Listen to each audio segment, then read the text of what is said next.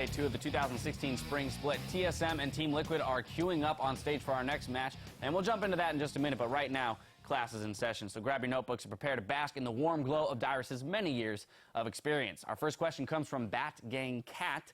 Would you ever become a coach or for a team or create your own anytime in the future, and if so, what would you call it?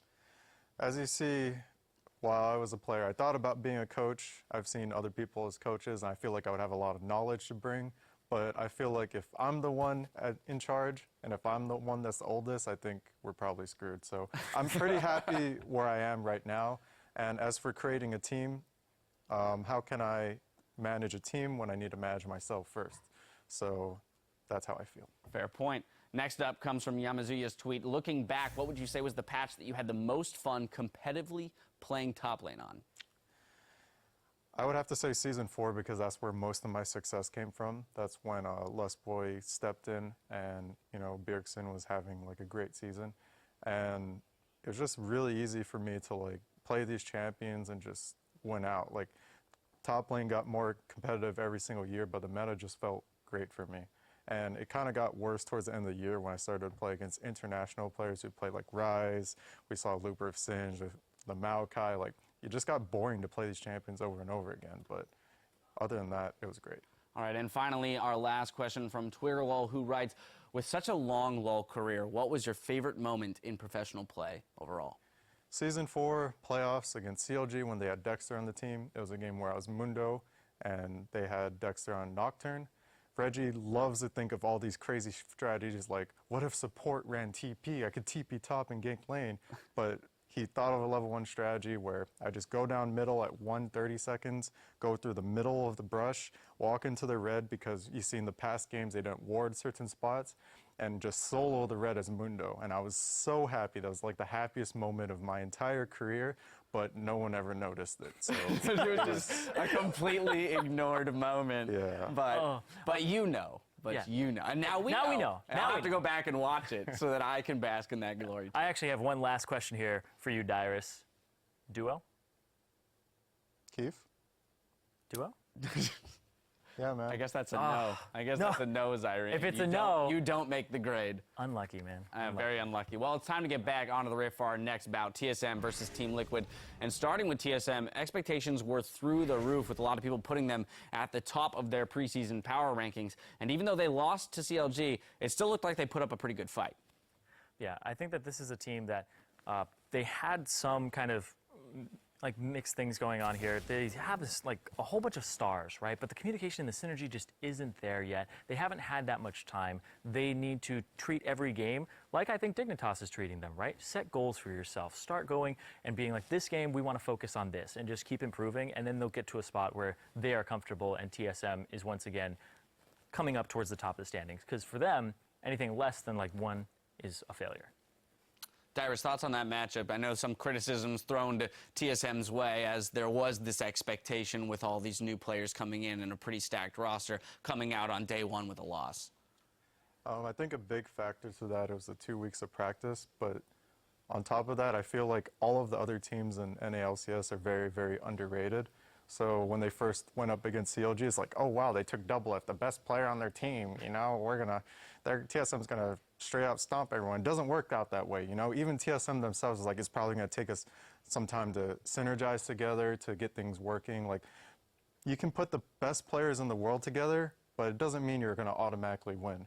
And right now, they seem very valued in the Western scene, but they need some time. Absolutely. Speaking of Doublelift, kind of just a side question. Is it weird seeing him in the TSM uniform after having played or been on the opposite side of the rift with him for so long again on CLG? I think many fans can answer that question for me. There you go, there you go. Well, Team Liquid also had a disappointing game right out of the gate, losing to Renegades, and the organization moved quickly to take advantage of their expanded team roster. Taking over for I Will Dominate is Dardoch in the jungle, and playing some support today is going to be Matt. Yeah, and Matt is a great shot caller on the Team Liquid Academy squad, but Dardoch as well. Dardoch is a very vocal player, very aggressive player, and him and Matt just qualified for the Challenger Series, so you'll be seeing more of these guys, whether it's LCS or whether it's actually in the Challenger Series where they're coming from here. But I actually like that they're being pulled up, and Dardoch has had amazing performances, and he's only played 3 games for us on a Riot stream. He had 2 Rek'Sai games and a Graves game, and he just went off. He got a quadra kill. Nope, it's a penta on the Rek'Sai. He just smashed a lot of those games. He's an amazing solo queue player in my experience, and these 2 players are going to be really, really hungry to show what they got on stage. Yeah, thoughts too then, Dyrus, on having this 10-man roster. I mean, Team Liquid employing it very early on in the season, only 1 game in the books, and already they're bringing in the subs. But it raises a lot of questions around what the success rate will be of having more players at their disposal. I think it's going to really depend on the coach. Zyrene was telling me earlier how it can be a negative kind of way because everyone's fighting for their spot, but in a positive kind of light, it's like, you know, you fight for your spot and you don't get complacent. You got to do your very best and work as a team and just don't play by yourself. Yeah, basically what it'll do is if you have a 5-man roster, everybody can settle for mediocrity if they're not motivated. You don't really have anybody competing for your job. So a 10-man roster will give you a little kick in the butt where you always know that there's this guy, he's practicing all the time. I need to do more than him. I need to keep my spot. But then again, it can create some animosity where you're saying, I'm always fighting for my spot. I can't focus on becoming a team. So I'm working on individual performance. And that's really the downfall of it. But it does have its pluses, of course. Right. It's got its pros and cons. We'll see how successful it is. It's time to get in the game, so let's throw it over to the caster desk for the play-by-play. Thank you very much, Des. Let's do it. Let's check out the starting lineups. We're ready to get in. On the blue side, it's Team Solo mid. Haunter in the top lane. Svenskeren in the jungle. Bjergsen in mid. Double lifted AD carry with Yellowstar at support and Coach Yarj. And on the red side, it is not the team people are chanting right now. Team Liquid. We got Lorlo in the top lane. Dardoch, as we just saw about, debut LCS in the jungle. Phoenix in mid lane. Piglet on AD carry. The only 2 returning members from last split's team, actually, at this point. And then Smoothie on support. Well, Matt today. But yeah. That is Matt on support. I was reading something on a graphic. Coach. That was wrong. Yeah. It's Matt who subbed in today. Subbing in today. We'll see what he can do. And subs so far have worked. Definitely worked for Moon and Impact to come in on energy. We'll see if subs can work here too. It's kind of, I feel like subs work like kind of like if we're down, then this might be the jump we need. It kind of gives everybody that spark that they can play off of that momentum and that kind of mentality. And we'll see if that's something that Team Liquid can actually work with today. Yesterday, Gnar, Elise, Victor, Lucian, and Janna. So a pretty well-rounded comp. Just weren't really able to execute it to its max. Absolutely. We'll see what this new look Team Liquid really brings because you compare it to their roster last year with Quas, I Will Dominate, and Xpecial, and really Lorlo, Dardoch, and Matt, who is the support, unfortunately is mislabeled currently as Smoothie. We'll get that fixed as soon as possible, I'm sure. Matt will be the support, and that's another new look who's supposed to be a very hyped support as well coming up from the Challenger scene. Supports, Lissandra getting banned out once again. We do see that Graves getting a little bit of attention this game. Not to be picked, however. Just the power in the jungle. They do not want to see that in the hands of Dardoch, who did see his pentakill on his Rek'Sai just now, and Dyrus is praised for him in solo queue. See if you can continue to bring it to the LCS stage. It's definitely a different environment for these players. 8 seconds left. TSM really thinking about what their last ban's going to be, and it will be the Kalista, actually focused on Piglet. Yeah, not wanting to give... Kind of a double flex there. Yeah, they don't want to give Piglet and Matt the freedom to go aggro like that. And obviously they have a different early pick in mind, otherwise you just pick the Kalista very Hey! Because when something like Tom Kent is on the table, you want bench the Kench. On bench the Kench indeed. Haunter is able to grab that. Yellowstar will be playing Kench. Enjoy Yellowstar's ideas and what he kind of puts forth in his theory crafting with support, so this could be interesting. At Worlds, we would see it almost always go as support, but honestly, lately, that's so true. It's a top lane. It's a very common top lane pick as well. That's so this is my brain is in Worlds right now. It's an even higher value pick because not only can it protect a hyper carry, it can also be a bully top lane, unkillable, One of the flexiest. bruising beast. Or Svenskeren will take him to the jungle. He's so annoying to see too when he comes up. You're like, well, he's either gonna eat me now, Or slow me with a minion, then eat me.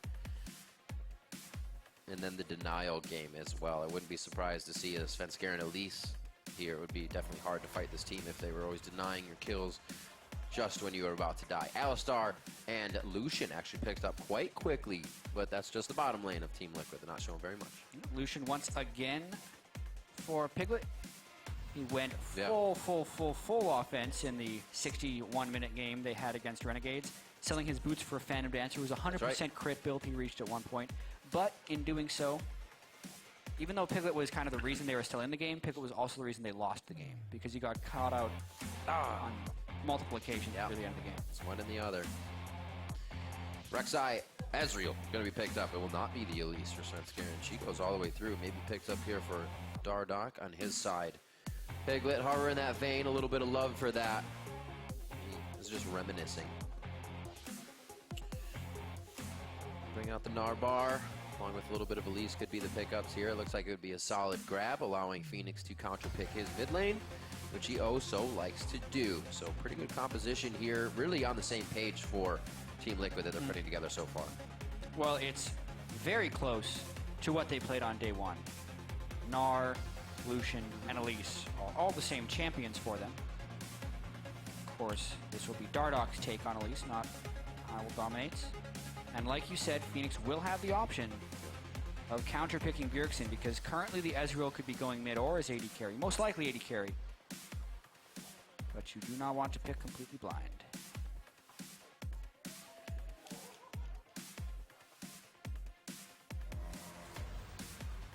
Oh, then he has to pick his support, right? If it stays with Tom going somewhere else. Because this is a very it's back and forth right now. It decides a lot. Yeah. Currently, there is still a lot of different ways Okay. TSM Team Comp can go. It is not a support Tom Kench. It is a support Bard and a Syndra in the mid lane for Bjergsen. Last time played at Worlds. Yeah, classic Cinder for Bjergsen. He is so good at that champion. Yep. His first LCS pentakill came on Syndra back when he was in the European LCS. Yep. Long, long ago. Got a few more on Karma and the likes. Let's see what kind of pressure he can put on the game today with basically his second nature champion. You know, we used to think of Bjergsen, you think of pretty much Zed and Syndra. Yeah. The champions that. So, see where he can go. A little bit of LeBlanc in there for his assassin pool. It's going to be an Orianna for Phoenix. I actually like his play quite a bit, and again, it kind of goes right with the synergy of their team. Everybody's going in, Bash Brothers of Gnar and Alistar, and now you're going to have a Shockwave on it. Tank backup as well. Helps that initiation. Yesterday, Lorlo was able to get off some pretty nice Gnar ultimates. Now, they're probably imagining if we could just put a Shockwave on top of that Gnar ultimate, it would be even better. We'll see how this one ends up panning out because with the Bard and the Syndra, TSM will be trying to get a lot of picks and not necessarily going for huge team fights, although they'll be capable of it. But if it was just a straight-on 5v5, Team Liquid's team composition would be superior. So many different factors change that, though, throughout the game. I'm really excited to see what Haunter can do with Kench in the top lane. He was a big focus yesterday on that Mundo, taken down very early. Became somewhat of a pain point in the lane swaps that TSM was trying to do. And also shut down a bit of Svenskeren. Looking at this mid lane, we do see that barrier is on Phoenix as usual, so he doesn't get burst out. So we'll see him mostly farming up till he gets 6. It'll be interesting to see where the pressure does start here. TSM usually with some interesting first level ones. See if day 2 of the LCS is where they bring out one of those. Liquid looking to get a win on the board along with TSM. 0-1 to start the split for these two teams. They're both definitely needing to pick up that win. Garge and Loco Doco shaking hands at the end of this one, and yeah, I'm really seeing which one of these teams can come back and what type of identity we'll see from them. TSM was very sloppy in day 1, and Team Liquid also sloppy. That's why they made the roster changes. We'll see what kind of skills they have getting into game. Start casting your votes for the team you think will grab the W. Hashtag TSM win or hashtag TL win. You know where to send it at. LOL Esports will tally up those votes and make sure they get onto the screen. Everybody right in the crowd for Game 3. We're going to get this one live between TSM and Team Liquid. We'll see if one of these teams can pick up a victory. You can even see TSM's banners there in the pan-in. A team that has taken multiple titles here in the North American LCS. Struggling in the first week. See if they can repair a few of these mistakes as we get onto the riff for Game 3. Still just the first week of North American LCS. These teams not had a huge amount of time to gel yet.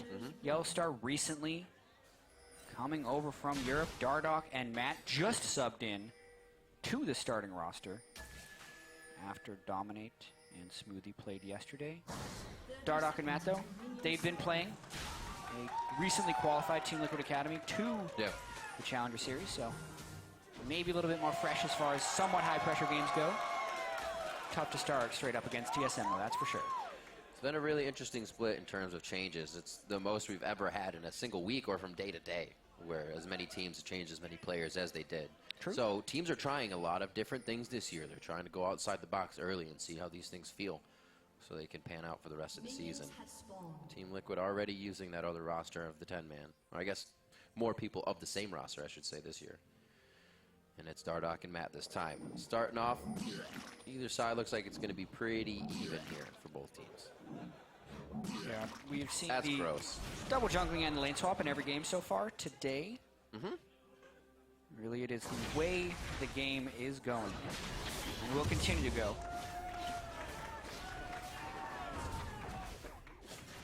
Now Lorlo and Dardoch, much different look Team Liquid. Takes them a very long time to take down that first Krug. All right. I like that we're not going to get a lane swap. We get some matched up lanes here. A little bit of love for the junglers now. They don't have to be going back and forth in their own jungle. They can actually get to a lane. See how Svenskeren and Dardoch start off their team here. Good attacks by Yellow Stars, getting those meeps off. A little bit of extra damage. Why not use it when you get the chance? And there's that Thunderlords. Yeah, two very aggressive AD carries going to be going head-to-head right here. Doublelift spoke about the confidence he used to have 2v2 with Aphromu, how they'd always go and outplay people. Yet Yellow Star loves to leave and roam, and they haven't quite developed that 2v2 kill pressure yet. But this will be honestly a really nice test for both Matt into Piglet and Yellow Star with his compatibility for Doublelift. Because both of these 80 carries, they want to win this lane. And it helps that Matt took that triumphant roar second. He has to heal Piglet up. They lost that first trade very quickly. And like you said, a much different lane here for Doublelift and Yellow Star, or for, I should say, TSM in Doublelift and Yellow Star that they used to have. We see Turtle and Lustboy kind of being very calm right now, but it was action out of the gate. We'll see Yellow Star getting his ward out, meaning they probably want to push a little bit harder and still go aggressive in that bottom lane. To the top, that has been the job of Lorlo, and Haunter lets it happen. He's farming under the turret. Should be all right on that. Very nice mechanics getting the siege in as well. Yeah. Lorlo much more capable of shoving in early since he has the range advantage over the Tahm Kench. So it's really just on Haunter to CS well at the turret to keep that lane competitive. There's really no kill pressure on that top lane unless someone greatly overextends. If anything, the kill pressure is always in the Cinder lane. Bjergsen has it in the right spot, but Svenskeren walks onto a ward. This is what Bjergsen likes to do in the mid lane. It seemingly happens every time he plays Cinder. He'll always get it to stop about 65% of the way towards his turret, which leaves the best possible gank paths for a jungler. Very nicely done. Svenskeren checked, but there was that ward. He's now down to the bottom. This is actually where I thought he would go first due to the pressure. And it's been relieved a bit of it. Yellow Star was just on the turret. The flash engage, a quick exhaust going onto Piglet. Yellow Star with the fast fingers there, and it could just save his life as he runs through the pre-placed shrines. Great moves all around. A nice attempt by Team Liquid. Flash burned. Yellow Star doesn't even have to flash away after getting headbutted backwards. That means they're going to continue to be putting on the pressure here since that is no longer a move that Matt can pull off. And they can just stack up those heals again. Oh, here comes Elise, though. This might burn the flash. Oh! A flash burn to Cocoon predicted, and that's a dead Yellow Star. Doublelift can't do anything about it. The Dardoch hype. What a Cocoon right there. Yellow Star not necessarily waiting to see the Cocoon shot, just assuming Dardoch would shoot it right at him, but Dardoch was definitely ahead of Yellow Star in the mind game, and he turns this lane around for Team Liquid. Already ready to make plays. First game on the stage here. Like you said, though, he's coming off the tournament previously. What a pop-up on the Lorlo hop. There's the gray health. And a nice calculated dive, unfortunately coming without a kill there. Lorlo saves himself. Flash burn, though. Haunter loses all his health thanks to that dive. Couldn't quite get the Devour off to finish off Lorlo. Shouldn't be too bad for him. He heads back. He'll have TP back to lane. Actually stays in lane. No corrupting potion charges, but he feels safe against Lorlo right now with no flash up. Not too much kill pressure there from him. It may draw Svenskeren to that top side, though. It's just not enough room. Lorlo could easily hop back to the turret, so he goes back home. And we've been speaking about jungle builds all day. Dardoch with a very unique one. He hasn't even upgraded his smite yet, but he's already gone for Boots of Swiftness, which means he's really not that concerned about taking his jungle camps in a timely fashion. He's more concerned about just getting pressure out on the map as quickly as possible. Very interesting. I like the play so far. A little outside the box. We love to see it, but it doesn't look like he's going to get too much here on to Haunter. Really what they're looking for is somebody else to be present. No counter going to happen, but they just get a little more power in the top lane. That Spiderling, the Volatile Spider rather, probably seen, so they have a call now on Dardoch. Is there a move anywhere from TSM?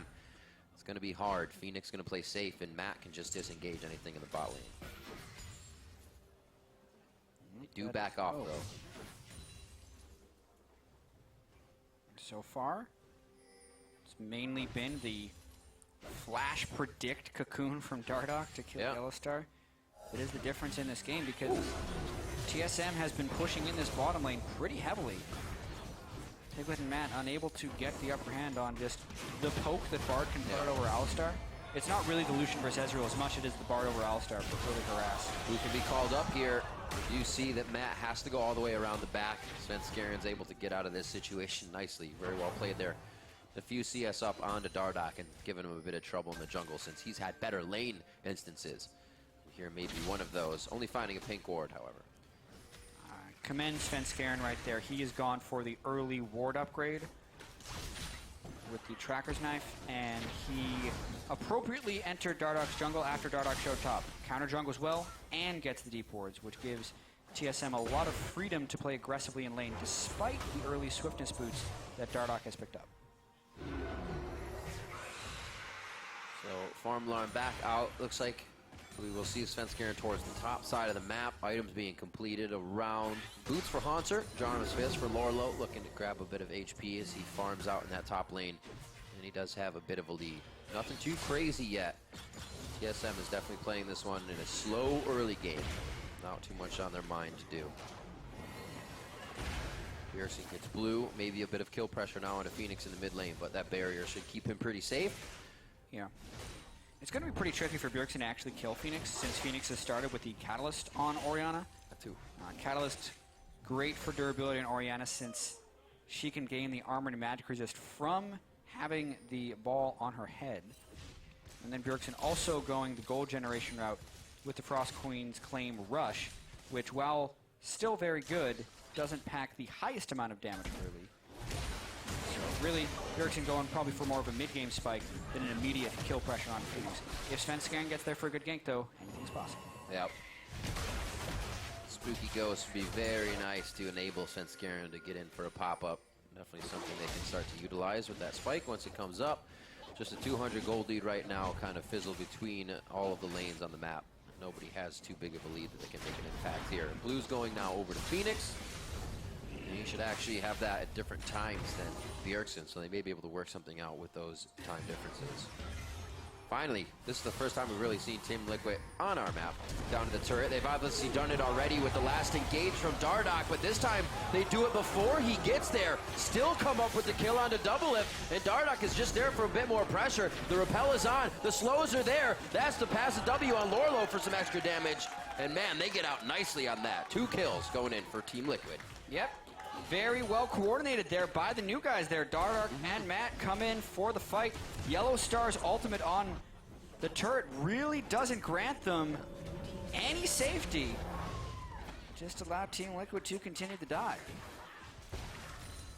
And that's now 2 successful kills for Dardoch down the bottom lane. Yeah. Doublelift has had no help from Svenskarian in the meanwhile. All right. This looks like it's just in the turret. a little bit of lane pressure. Nicely done. Spooky Ghost finished out, and Scatter the Meek get able to get out safely. We'll see this play one more time in the bot lane. Another flash in right as the teleport lands in. I mean, Yellowstar turned off his own turret while he's getting turret go. Typically not what you want to do. If he's going to plant that, he needs to be able to save Doublelift without turning off the turret for defense. Oh! What timing! Yep. Bjergsen with the instant scatter and stops Dardoch in his tracks. Also, that kill, it did go over to Svenskarian, so he's got 2 kills. Cash money going into his pocket, which helps him a bit from not really having too much in the early game to Dardoch's 2 kills. Oh, man. But that was a very reactive play. I know he also got the stun off, so really just a total stuff. Dardoch got wrecked. I'm not exactly sure what happened there. He caught it at the very last second, so. He just got flash stuffed, basically. Yeah. Didn't have time with to the stop. So Haunter should be all right up here. He is obviously going to have to watch his turret take damage and clean these minions out. Could chomp up Matt, but nobody's there to help him. True shot barrage towards the top side, but a little too late.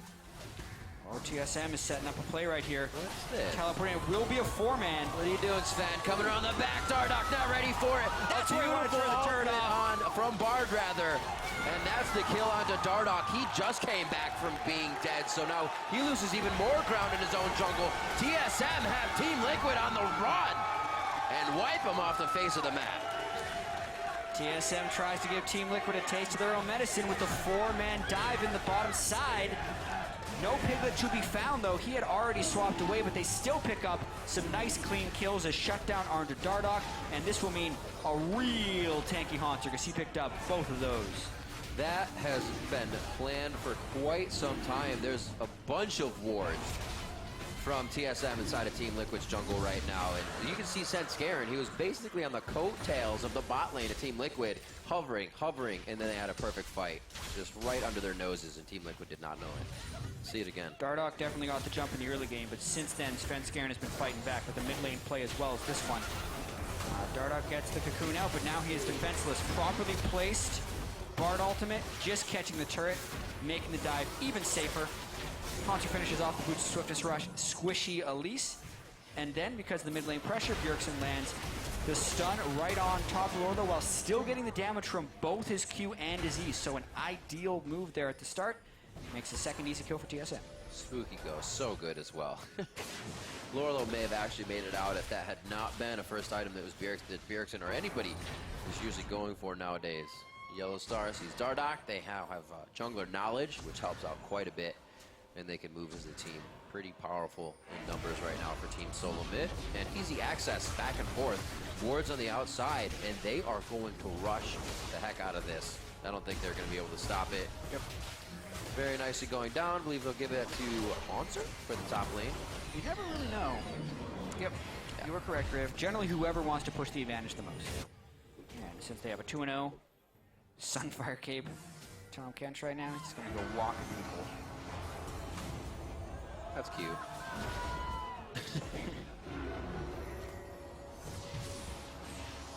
I was like watching, so playing Bard is much different than watching Bard, obviously, but watching pros use kind of journeys and little situations like that to taunt Alistar and say, I can take this ward, or the way Alpha uses them in like the longest parts of the map you wouldn't think. Just like you just want to cross the screen. It's very cool. I love watching these guys play Bard, and that's why everybody gets so excited. All the plays that can be made. Yellow Star doing well for himself to start this one off. You know, we're having a discussion with some other casters, just trying to figure out how much Bard play we're really going to see this year, because we're thinking like maybe Bard is in some of the space that Thresh used to occupy, in the sense that it's a support that can fit into any team composition, right? If you think about his laning phase, poke, harass, bring some CC, has utility, good roaming and gank presence, and a really high skill ceiling, just based on how you use your tunnels and where you're positioning your stuns. So many uses for his ultimate as well. Engage, disengage. And a lot of pre-planning required where to put down the health shrines. So really, Yellow Star wants to add Bard to his repertoire. Like, it's a champion he can pick pretty safely in almost any situation. We saw a bit of that health shrine trickery earlier, just basically placed in the brush, but it was his escape path. Kept him alive previously. All the little things that become second nature. That's what makes these champions look so good when the pros take to the rift. Just 1,000 gold lead here for Team Solo Mid as they kind of weathered the early game and found some openings here towards the bot side of the map. Dragon 1 already for them. We have some time before that comes back up. So it's farming for Piglet in the top lane. Definitely could be a game where he starts to do big things. 1-0-2 if he can keep going at that pace. It's what he's going to want to do. I mean, Piglet and Phoenix need to be the leaders for this team. They are the two imported Korean players, and everything else has been changed around them. So if you do not succeed at first, everything changes. Try and succeed now. Farming up pretty evenly with Bjergsen so far in the mid lane. Orianna does not naturally win against Syndra. Syndra wins most all matchups in the mid lane, especially when played well. And then it's about the late game scaling or team fighting potential if you think your other mid laner can do better. So basically Phoenix, more wombo combo potential, stacking up a little bit with his Rod of Ages, but mainly having to build defensive just to survive the early barrage from Syndra. Hopefully Lorlo can get himself going this game. We spoke a little bit off yesterday's Gnar. It didn't have that much of an impact, rather, on the game. Already down a bit in lane, but a lot of action up there right now. Double lift, Tempered Fate comes out. He will most likely be going down in this situation. Yellowstar trying to just deter the fight and say, there's more here, believe me. It's almost like throwing a lantern behind you by creating that journey. But they didn't buy it. They knew there were not many TSM members to be had. And Lorlo still dances with Haunter in the bot lane. Liquid has not given up on this top side just yet. Sven there as well. Still the dance in mid lane between Phoenix and Bjergsen. They are both full health. It looks like this turret will find just a little bit of pressure from Team Liquid, not too much. Still a good play overall by Team Liquid. Matt with another pick onto double lift. So really, the aggressive nature so far of Matt, making the substitution, at least in the short term, seem pretty solid for Team Liquid. Yep. Oh my goodness. Tom Kench He would have been in will his literally belly slap you to death. with his tongue. Yeah, one of the hardest things about playing a Tom Kench is if he devours you, he spits you out with 2 more stacks. So he's literally 1 hit away and a tongue lash from another stun. The stickiness is insane out of this guy, and especially when it's so hard to kill him since he has the gray health. So that's why he snowballs really, really hard, and it's one of the big reasons you see him out of the top lane. Since a support Tom Kench can be really good at protecting the AD carry, he doesn't have the same stickiness because he's never reaching the same tankiness levels that the top lane Tom Kench can. But now in the top lane, you already see he's gone heavy cooldown reduction, boots of swiftness so he's quick, and the inherent stickiness we talked about from the acquired taste passive. Yeah. It's pretty insane. I always loved it because it's one of the champions, and you don't have this on many, if even any other champions, where you can displace somebody where you want them. Yeah, you can Gragas barrel and do this or that, but that's very disorienting as well, especially if you don't play against it very often. Yellowstar's using it to full advantage here. Or, I'm sorry, Haunter was using it to full advantage, 2-0. So, Dragon is alive. You see a little bit of love for mid lane here as they're back and forth between that, flash for flash. So, 5 minutes apiece there. But the aggression comes from TSM, knowing that flash is down. Maybe Dardoch is on the outside of what would be this next Dragon fight. It makes it a little easier for him. Typically, it is a good trade to trade a jungler flash for an opponent mid laner flash, even more so if it is Bjergsen. Right. Because he's typically been at the center of all of TSM's playmaking. That is supposed to change with Yellowstar here. We have yet to see that come to fruition.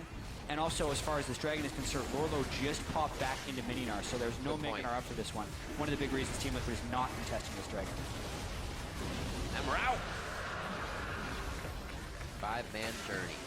I think Haunter should get like tax, or Kenches should get tax for journey use. They're like 1 gold or something. Yeah, that's the bar nerf. Every time you go, you cannot go through Magical Journey unless you spend 10 gold. 10 gold. Make you think twice about running in circles around raptors and taking it like 6 times. It's an expensive trip all of a sudden. Yep. Gotta watch out. It's quality of life plus we're gonna give. 20 minutes on the clock. Home guard's about to initiate. Right now, not really favoring either team too much. Can you imagine if the teammates had to pay as well? So it's like, you just funnel gold into Bard, he puts it in like a mid lane turret, and all of a sudden he can buy an Infinity Edge like a minute into the game. Anyway, TSM Go through my portal, I need 10 gold. Yeah. Oh! 5 seconds. All right. And here comes Baron. Hey! Yeah. He's sad. Actually, I was watching Sven Skaren play with Bjergsen in solo queue, and the Rift Herald will despawn at 1945. 45, right. Sven Skaren actually really takes it frequently kind of at that moment because he wants the free gold, and no one's really paying attention to it at that point. But Bjergsen had been resting his wrists in the offseason, so he hadn't been playing that much. And he was like, Bjergsen, hit it once. And Bjergsen like went to auto-attack it, and while his auto-attack was in the air, it despawned because if it's engaged in combat, it won't despawn. Right. And for a split second, Bjergsen just thought he was really, really fed, and he one-shot the Rift Herald. But that was not to be. It just respawned. Despawned. Dang. He's like, oh, it's a bug. I didn't get the buff. Where is it? I don't see it. I actually enjoyed the comment when it came out that if Baron actually ate Rift Herald when it came out, I think that would be really cool animation. But then if you're fighting Rift Herald, the Baron comes up. it just like eats your whole team. That would be very good. Make it a very high-risk buff around 20 minutes, that's for sure. Things that will never happen. Back to the game at hand. TSM versus TL here, day 2. Both teams have kind of gotten a feeling for what each other want. Aggression from TSM has been the name of the game here for the past 5 or so minutes. On to Dardoch. He repels out. We're going to see where Haunter can go. He is very hurt. Gnar onto Yellow Star. Double is low. Bjergsen gets knocked into the middle. Matt going hard for the priority targets. And Dardoch's able to finish that off. Haunter very low. Liquid's hardly taking damage here. They're not being targeted correctly because TSM can't find the right members. And Liquid pick up 2 for 1 in that fight. Only losing Matt. Good fight. Well played by Team Liquid. They turn around the TSM aggression because TSM are the ones who decided they really wanted that fight. And cast your mind back to 3.5 minutes ago when Dardoch traded flashes with Bjergsen. Because in this fight, Matt flashed onto Bjergsen and killed him before he could get involved in this fight. And it was the big difference maker. Reason Team Liquid took the turret after the fight as well. There'd been quite a lull there. And that was on TSM's aggression. Liquid assessed it correctly and they get a mid-turret out of it with 2 kills. That put Svenskeren down, and that also put Bjergsen down, as you said, with his flash not being up. Dardoch and Matt should be able to protect this turret quite well. What moves can TSM make now? Doesn't mean they can't do that type of initiation anymore, but they definitely have to reconsider how they do it. They have to execute better. That's another missed Bard ultimate from Yellowstar, and you could tell that was a play that needed to happen in synchrony. The Bard ult needed to be zoning so that when Haunter took his Abyssal Voyage, it would put him near people. So either the Bard ult hits and it's near people, or the Bard ult moves people towards the Abyssal Voyage. Those things didn't really happen, and the ensuing fight was in favor of Team Liquid because Team Liquid just planned their counter engage better thanks to the initiation not landing properly for TSM. Pings toward the bot lane. Looks like that might be a feast for Lorlo to respect top, as well as going to start pushing for Team Liquid. Right now, they're just happy to hold mid lane. TSM has already dropped the outer turrets, so we know where the focus is going to be for now. I think they're going to be trying to get into the jungle for any buffs. It's a little too scary at that point. Around it, items, discrepancies. Everybody actually quite close in this game. It's only 1,000 gold lead. As we said, Dardoch with a very nice early game. Really able to start off the lanes, but TSM was able to put something in around 15 minutes that really evened things out. Here, Team Liquid again trying to get forward wards. This will create the options they need, and now with this late push for Lorlo, they can start to make something work. Looking to make a play, especially while Doublelift is off farming without his ultimate. So not only can Doublelift not reach, he cannot even help ult to clear a wave. So Team Liquid getting vision within the jungle. They also have dive pressure with Alistair, and it will be a tall task for TSM to defend this turret. The spit by Haunter, able to clear a good amount of waves. Yellow Star's meeps and a few hits from Haunter's tongue. Or sorry, Svenskeren's Prey Seeker. Yeah, this pulls Doublelift back to the bottom lane. There was a nice stun landed actually onto Piglet to stop him from getting damage on the turret. TSM might look to fight here. Nice to have that True Shot barrage down. Tempered Fate on Phoenix. They still have a front line to keep Phoenix alive. This could be an ultimate coming in. There's the Shockwave. It splits Svenskeren and Haunter, though, on opposite ends. Can they still both be picked up? Only Svenskeren. Haunter had great health to work with, or possibly already used it. He goes down immediately.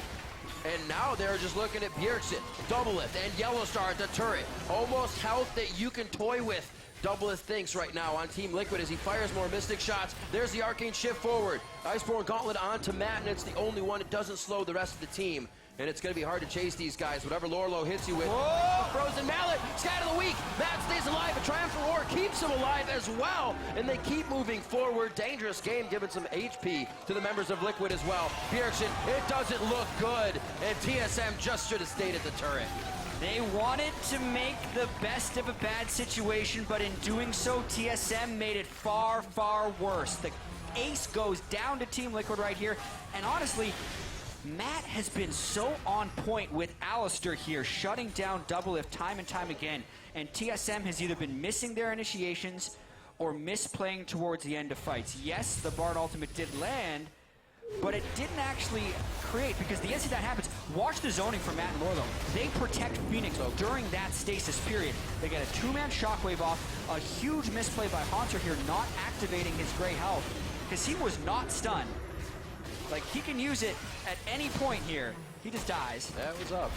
Instead, and then they stick around. Yellow Star is thinking they can still win, so he's the shot caller here. He's telling them to go back in. Doublelift trusts him with the Mystic shots and the slows from the blue Ezreal, but they haven't necessarily tracked the cooldowns. They think they can kill Matt because he has no ultimate, but at this moment, Matt decides to turn it around, getting the distance and really picking Doublelift with a fraction of that pulverize.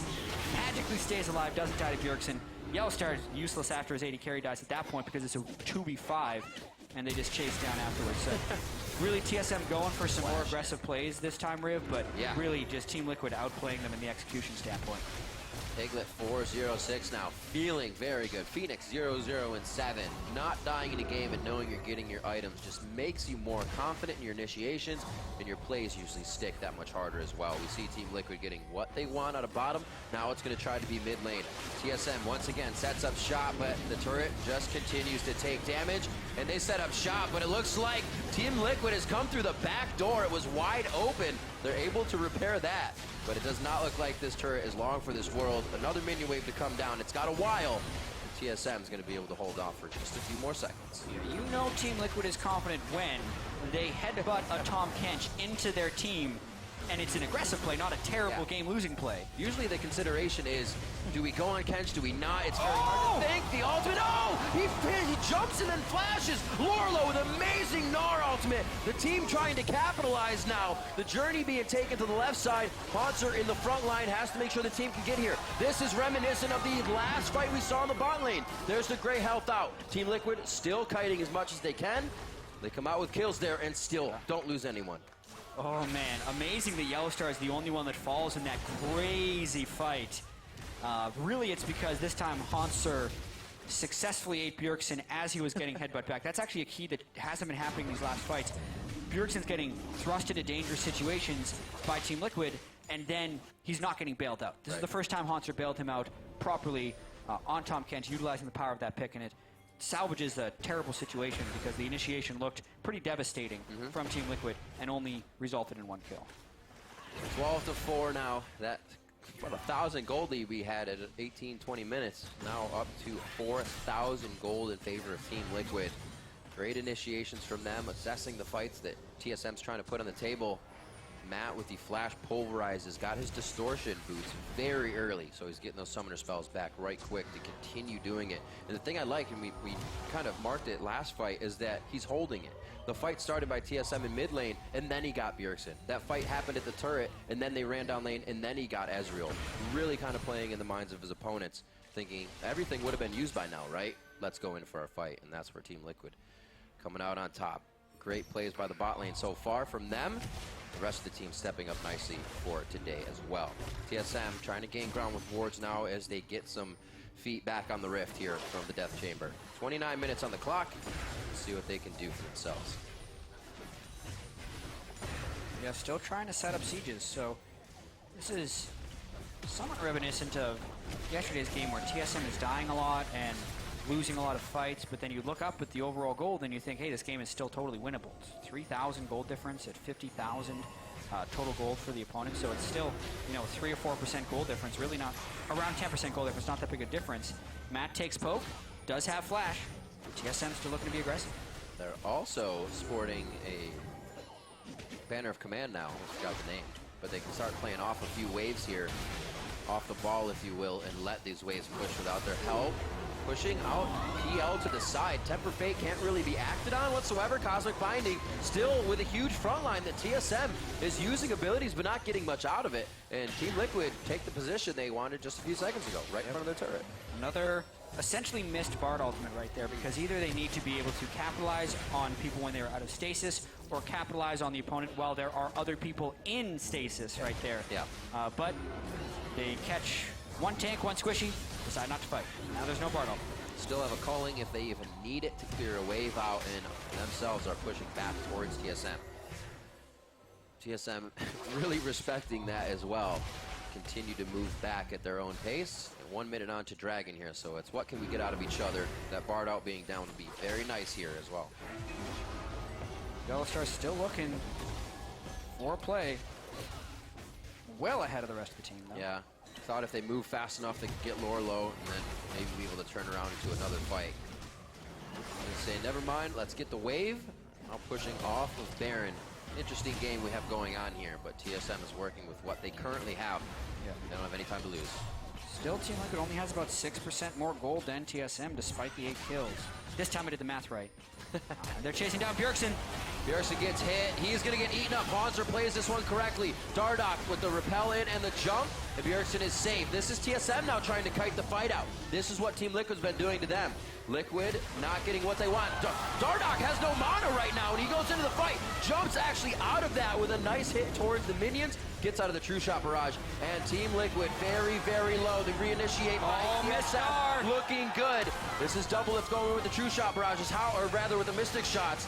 Phoenix does get hit by it. It's going to be Rek'Sai going to the top side. There's Phoenix going down finally. Ken Svenskeren finds some prey. The tunnel will be in, but no catch for Matt. And what a hectic fight back and forth. Phoenix is the only one that falls.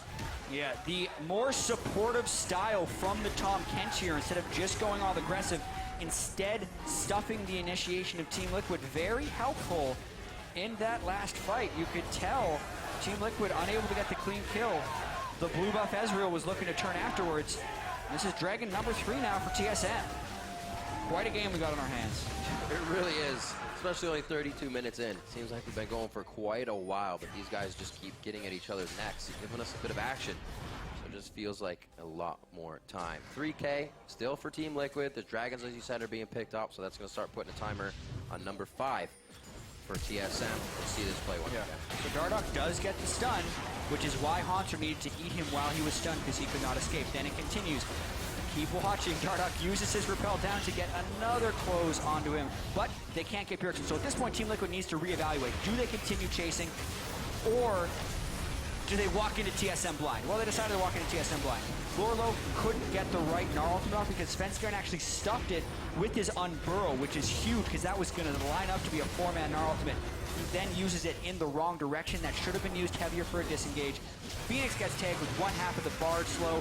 Haunter hits him with the Tongue Lash, and then it's Curtains because Double hits him with a slow of his own. No Boots of Swiftness on Phoenix there, actually Merc Dreads. Tricky choice he has to go with, but man, he is relentless. Matt going crazy with the ulti. They get the ball onto the cow. And it looks like Haunter still has great health to work with. It's a fight they seemingly want. Svenskeren was already off to the left side. Not going in. Bard ultimate goes back, but they can't really act on it. Matt does go down, but the focus is on the Yellow Star. And Double Lift immediately zeroed out by Piglet. He uses Flash to get out. Still has his heal. And with 300 HP, zooms away from that Prey Seeker of Svenskeren. Svens can't do anything on the backside now. Haunter and Bjergsen running for solace on the fountain. This is going to be a kill, and this is going to be an inhibitor turret if they want it. Piglet played that fight like Absolutely a madman. amazing. Wow, what a crazy mechanical fight there from Team Liquid. Still unkilled is Piglet after following up on Lorlo's ultimate. And then he was bouncing back and forth between Svenskeren and dodging Bjergsen's spells too. This could actually lead to Baron unless Sven wants to get a little bit aggressive. Bjergsen's also been able to go back and heal up full, plus he's got the blue buff. This is not done yet. The fight could continue. 50-50 is always scary if he can keep healthy enough for that Baron to go low. It is at about 3,000 health, 2,500. No, that's going to be Baron going down. I was looking at Rek'Sai's health. Sorry, I thought that was on the bottom of the screen. It was looking like the same emblem, but it's not. They fooled me. Baron over to Liquid. TSM tried as they may. But Svenskeren just could not get in for the vision for the time. And that's going to be, let's see how this worked out. Well, in fact, Rek'Sai, a third cousin of Baron Nashor. Anyway, this ultimate comes down, just catches Phoenix, and Matt immediately goes for a disengage. But that sets up the Yellow Star double lift, double stun. Piglet dashes away from Haunter, as well as lining up for that kill. And then the Orianna shield gets him for a few of the last hits from Bjergsen's ultimate, which keeps him at a decent level of health. He dodges away from the Rek'Sai on the backside, while his front line is pushing up towards Bjergsen. Bjergsen does escape thanks to Haunter, but at the end of the day, Team Liquid wins the fight and takes the Baron. Man, Lorlo's ultimates as well are setting these fights up so prime for the team. He has gotten big. Having a pretty hectic game yesterday, he's definitely showing up a lot better today. And he didn't have the greatest early game. He was getting pushed in. Not even the greatest. He didn't have the easiest. He was getting pushed in. A lot of 2v1s with Svenskeren, paying some time up to the top lane. But Lorlo's come out big, and he's helping with these initiations along with Matt. Those two are really on the same page. And the rest of Team Liquid is following nicely. TSM setting up for the bushwhack. Yep. Get a little bit of yellow star there in the team. Tanks check first, though, and it is not successful in the long run. Baron buff up. TSM will need to make something happen if they want to avoid starting 0-2. It's difficult now for them to clear these minions. Just Mystic shots. They help a bit, but it definitely allows for more tags on the turret from Team Liquid. Siege minion in the back. Oh, hello, Star gets eaten up. There's the Gnar out. That was perfect time from Lorlo, and TSM also recognized that. They turned around immediately to not get caught by another Gnar ultimate. That also cost them the turret, so good timing all around for Team Liquid. Yep. See they back out here on the 4-second back. Yeah, pretty well met trade right there. Team Liquid invests their ultimates as well as a hefty duration of their Baron buff for an outer turret. So while Team Liquid did accomplish something with the Baron buff, TSM also didn't lose much from the Baron buff. You can basically call that an even trade considering the circumstances. And it'll really be about the next set of fights. TSM is sitting on 3 dragons. Team Liquid is superior in team fights. And it will be about the setup for this next dragon while there's an exposed inhibitor in the mid lane. Matt trying to get deep wards. Svenskeren. Oh, there's a Raptor. Svenskeren would have wanted to punish that, but his team wasn't near him and they didn't have deep wards. He would have wanted to punish because Matt's ultimate was down. See actually a lot of talk from Dardoch there on the screen. Yeah, this Team Liquid team just feels so much more coordinated than yesterday. A lot cleaner. But at the same time, you know, people are going to be playing this game after week 1 where you're trying to make large overarching judgments off of just a few variables. Yeah. But based off the few variables so far, this team's solo mid team has not seemed well coordinated whatsoever. CLG beat them and looked very coordinated in doing so, and CLG lost to Team Dignitas today. Team Liquid looked uncoordinated when losing to Renegades and is now looking coordinated against Team Solo Mid. So there will be a lot of proving to do for TSM going into week 2 after this week 1 performance for sure. And Sven knows they have eyes all around with that cocoon.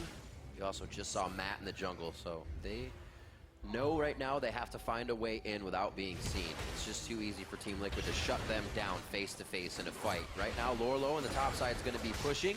That's actually very nice for Team Liquid. It's going to have to be respected if he can get a good push on this lane. Matt, he's just waiting. He's such a brick wall right now. He doesn't have to worry about much. Svenskeren himself, quite big.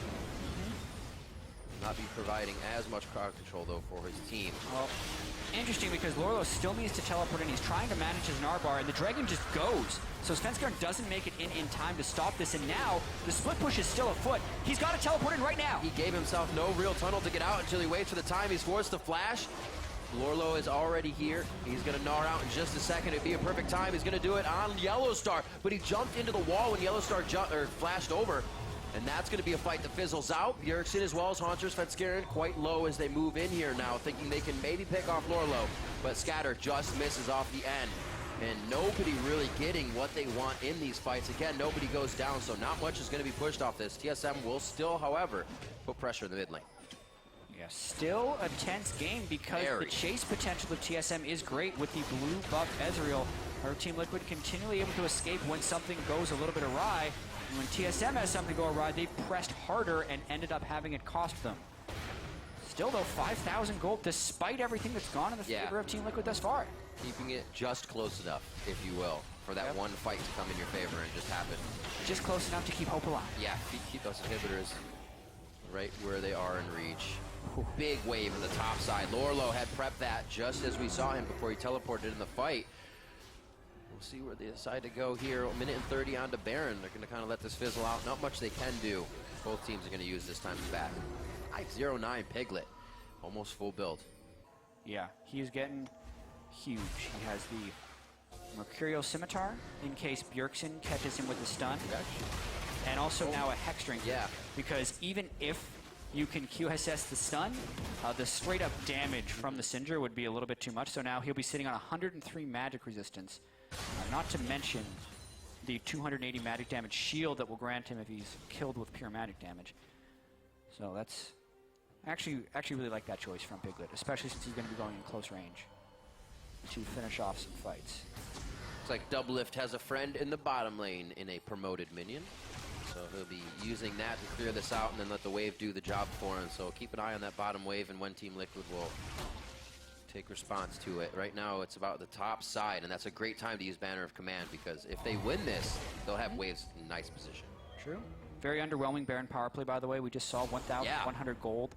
The average Baron power play during Worlds was around 3,500 gold. So a very good defense there by TSM to lead up to this next Baron. Banshee's Veil now on Dardock.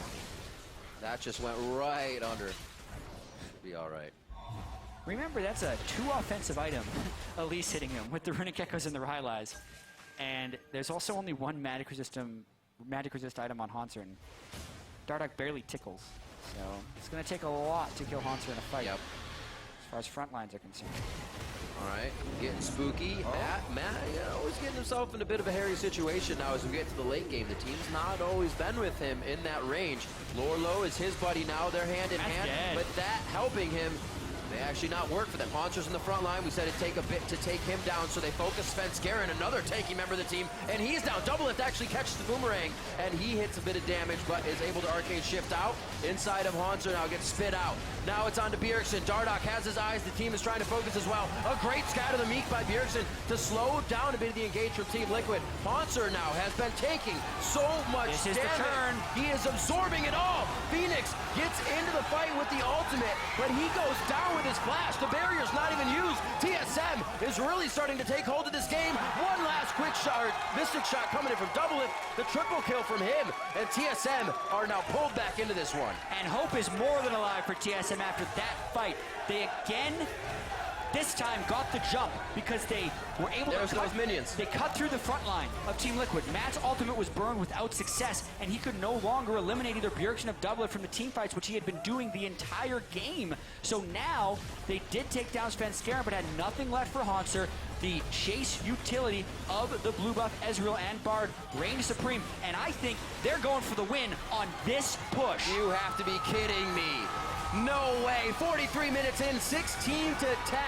On top the whole time was Team Liquid. Now it's TSM. They're hanging by a thread, Team Liquid is, and they're not going to be able to come back in time. Yeah, they take down Doublelift, but there's enough damage after they take down Dardock to take down the Nexus. TSM may have gone down in day 1, but they will come back strong for day 2 and go 1-1 in the first week of the spring split. TSM take down Team Liquid. What a peculiar game, Riv. We heard Doublelift talk about in the soundbite before the game how this season is more punishing than previous seasons. You make one mistake and you lose. Well, for whatever reason, TSM made numerous mistakes and did not lose. Yet as soon as Team Liquid made the mistake, TSM punished with the game. And this, it's the first time, really, Team Liquid's the one to come out and Dom say, stop, we've had a great week. This is the first time Team Liquid has ever gone 0-2 in the first week of the LCS. Wow. So things definitely changing. But to look at where TSM got that win, it did not come easy. No, it did not. This was a hard-fought week and a very hard-fought game. TSM Bjergsen picks up only a single kill on Cinder the entire match. Team Liquid had it out for him. The two new guys on this Team Liquid team, Dardock and Matt, did work. And they did work. There's Piglet no doubt about that. Is crushed yet again. He was 5-0-9 for the vast majority of that game, and his only death after killing Doublelift so many times means Doublelift wins the game. There's Reggie. He was real worried about starting 0-2. You can bet that, but that relief has got to feel pretty sweet.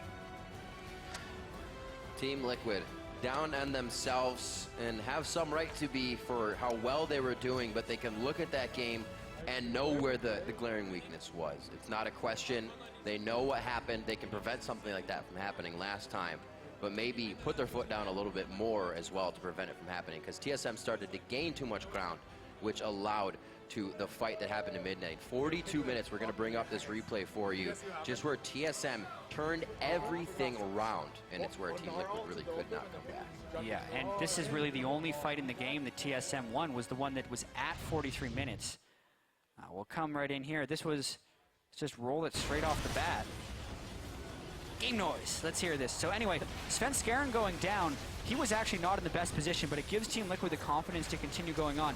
And it's mainly the fact that they continually kite back, and Haunser eats Doublelift to clear distance right here. Dardoch then gets far ahead of the rest of his team, which was critical since the entire game he had been hiding behind the tank line of Lorlo and Matt.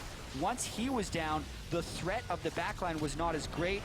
Phoenix missed his shockwave right there. I think he thought the ball... It was a suicide wave. Well, what he was trying to do is he was trying to have the self-shockwave flash, transfer to all three people. Right. But the ball was on the ground, not on top of his head. So when he did that, it cost him the game. That could have been the turn in the other direction to win it because of how squishy they were. Oh, boy. That's when games get good, loss. when it comes down to a play like that. It's the make or break plays, and that's where it becomes my favorite type of game because everybody's got basically full items at that point. It comes down to your mechanical skill. It comes down to where you're positioned, not really down to your items at that point. Everybody's full. I didn't catch that the first time I walked out. I saw the shockwave go off and the flash happened, but I didn't realize he was trying to pull off the play. Everyone on TSM was grouped up there. Whew. That was the one time. He tried for another one. I make play here. Yeah, this time it didn't work. That is really close. 17 kills for Team Liquid. Still barely even in gold. 800 gold deficit by the time the game was over. Crazy game. Every team testing each other here in the first week of the LCS, and we still got more games to go. Right now, we're going to join Zyrene, who's hanging out at the Telestrator to help us break down that wild match. Thank you very much, Riv. And you guys covered the TSM play, so I'm actually going to cover the TL play that got them to a gigantic lead where TSM had to end up coming back with that hero play. So as we bring this up, there's a lot of things to remember here, but what I want you to focus on the most is anticipation. Always anticipate and say when, not if, so that you're ready for when it happens. Right now, what happens? Honesty. If he wants to torture himself by speed dating, he can be my guest. Isn't always. Tried dating, not engaged in a military operation. Up here to make sure that he is causing threat towards Bjergsen and Doublelift, the back line, and can headbutt pulverize them at any time. Lorlo is going to go straight through, and he's actually going to test Sven Skaren here. Matt is actually going up, so he avoids Sven's knockup and still has access to that back line, and Lorlo's going to cover the rest of the area. Sven will actually fail his knockup so that Lorlo finally pulls off a great Gnar ultimate just like yesterday. He gets some in his games, and it's good to see. But as we roll this clip out, they're saying when it happens. When it happens, when he's out, let's go. Boom, against the wall. Orianna shockwave. Matt holds on to his pulverize and then knocks both members up. And that right there, you see, he went a little too far forward. Haunser was trying to save Sven Skaren and devour him, but what ended up happening is he ended up getting blown up himself as well. Little slow on hitting the E there. But as this play comes out, this is the when. This is the when as well. Right here, you can see how many members of TL are already turned around and their bodies are in motion as soon as that boomerang comes out for Doublelift. Now Doublelift is slowed, Doublelift doesn't really have a way to get around, and Matt has been thinking, as soon as this comes in, as soon as he eases forward, I'm going to flash, pulverize, knock him up, and Dardoch is ready and positions around here to actually get a cocoon onto Doublelift and make sure that he stays in place.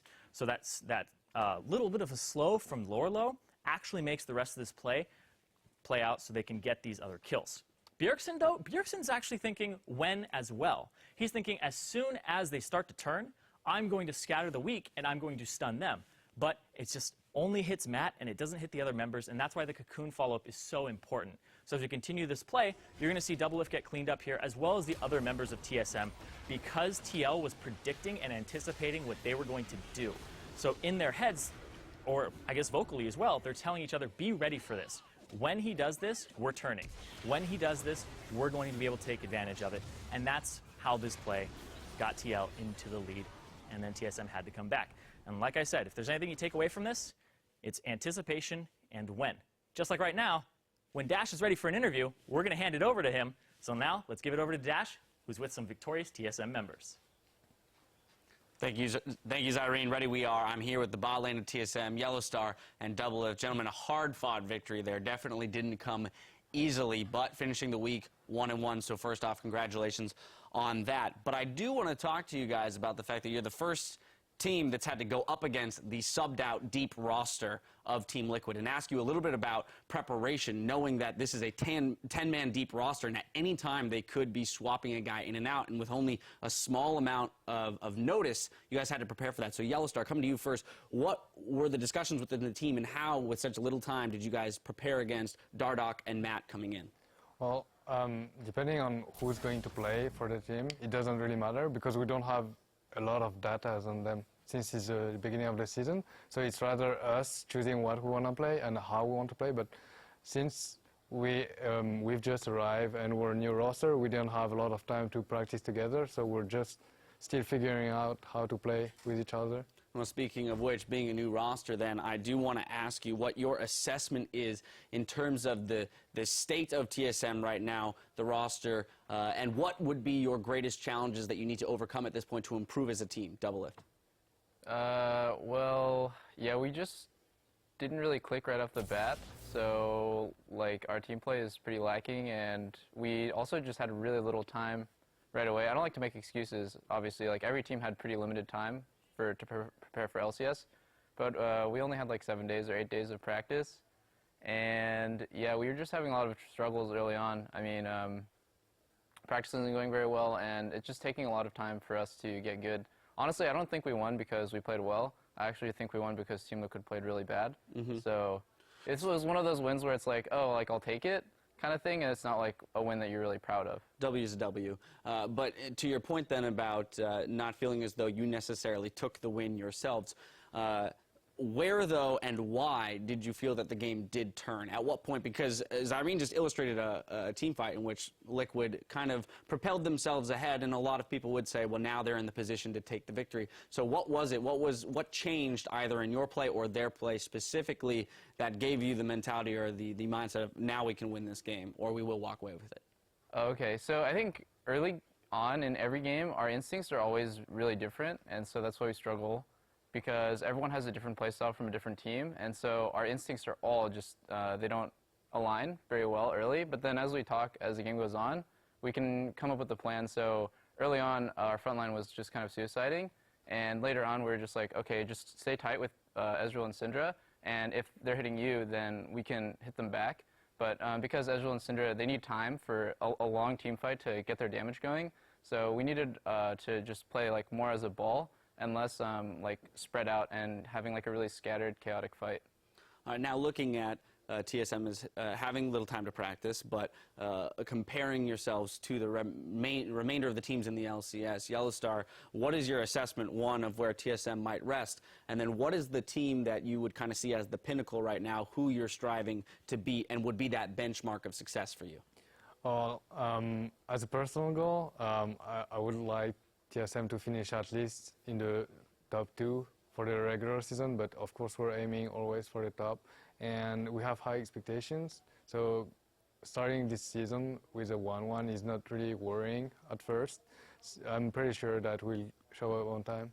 Yeah, there's plenty of games to play, Doublelift, in an article with ESPN, you were quoted as saying that you do believe the two of you could be the best Western bot lane, but that it shouldn't be expected that you would have been there after only 10 or so days of practice. You know, another question about kind of the future and the development of your synergy as a bot lane, where do you feel you two could improve most in your journey towards becoming the best Western bot lane? Usually bottom lane is just about having two people with similar instincts. So when you come up with a situation, you've been through it so many times that you don't really even need to communicate very much like what you're going to do. It's more just about like cooldowns or specifics. So I think it'll just take a lot of games. Like it sounds really silly, but at some point you just have to grind out a lot of games to align your instincts to be like always on the same page. And obviously, you know, Fnatic, they played really top focused, and CLG played really bottom focused. So I think right now we actually play quite well together, but there's so much room for improvement because you know, it's only been 10 days, like you said. Absolutely. Now, finally, Yellowstar, back to you, just as you have made the trip over from the European LCS. For you, what has been maybe the toughest transitional piece in terms of coming from EU to NA, especially, too, since you have to consider that at some point you're going to be up against two of your former teammates, Reignover and Huni? Well, I don't know. It's just every season is so different, like whether it is in Europe or in North America, every player is just different. So in my opinion, what we're looking for is just to perform as best as possible, and doesn't matter who we're facing, I think we'll give our best. All right, well, that's good to hear. Once again, gentlemen, congratulations on the victory today, pulling out that 1-1 for the opening week. Now, stay tuned for our next match, where Echo Fox will look to end the week 2-0 when they take on High and the rest of the boys in blue. You're watching the North American LCS.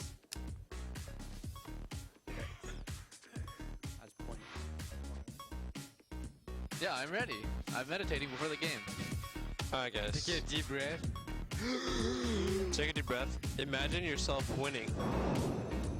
Wow. What a magical moment. Thank you, BX. This might burn the Flash. Oh! The Flash burns the Cocoon predicted. He loses even more ground in his own jungle. TSM have Team Liquid on the run.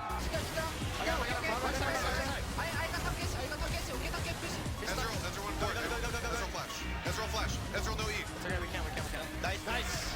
Do we go on Kench? Do we not? It's very hard to think. The ultimate. Oh! He jumps and then flashes. Bard ultimate goes back, but they can't really act on it. Matt does go down, but the focus is on the Yellow Star. Go,